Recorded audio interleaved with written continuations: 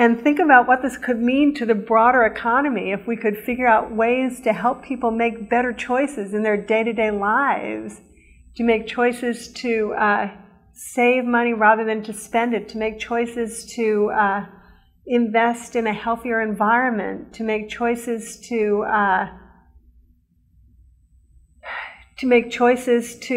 pull themselves, their families out of poverty, choices to create jobs, choices to work harder.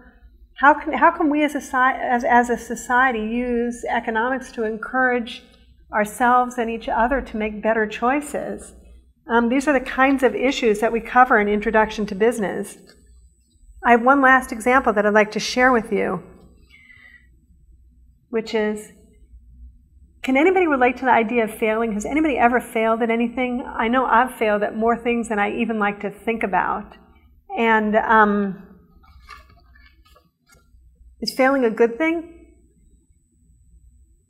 I never thought of failing as a good thing. In fact, failing by its very nature I think of as a failure. And in fact, what began to make me think about this a little bit differently was when I looked at some major figures in business who have undergone failure. For example, going back to Disney, Walt Disney in his early career worked as an artist for an advertising agency. He was fired from his first job, and he was fired, and I'm quoting here exactly, for a singular lack of drawing ability. This was right before he drew Mickey Mouse, and we all know what happened after that. What a short-sighted advertising agency to fire Walt Disney right before he created Mickey Mouse. Some other examples. Steve Jobs, the genius who created Apple Computer and Pixar, was unceremoniously dumped from the leadership position at Apple Computer, which was devastating for him less than 10 years after introducing the first personal computer.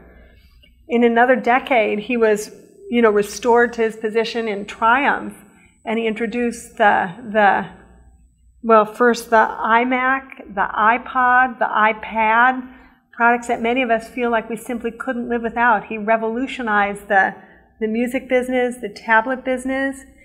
And so next time you fail at something, maybe you should think of your failure as a springboard to the next big thing. It could be. It could be. Well, these are the kinds of topics that we cover in Introduction to Business. These are the kinds of topics that I try to focus on in my textbook to really pull students in them as part of my teaching philosophy, to make sure that you and your classmates are excited about coming to class, that you're excited to learn about business and how it could potentially relate to you and to your life. Instead of talking, for instance, about marketing research and what marketing research is, on the day that we cover marketing research, I bring in 5 different kinds of chocolate chip cookies in unmarked cookie bags, cookie A through cookie E, and ask the class to design a marketing research experiment to figure out which kind of cookie is best. And sure, you can eat as many cookies as you want in the process of doing your research. But when you do the research yourself, you understand what research is about a lot better than you do if I throw up on the board some charts and graphs about research. That's what we're about here at the business department, putting your hands on how you apply the concepts, how you apply them, how they relate to your life. So you can leave here excited and upbeat, having had a fun, engaging time in your classes.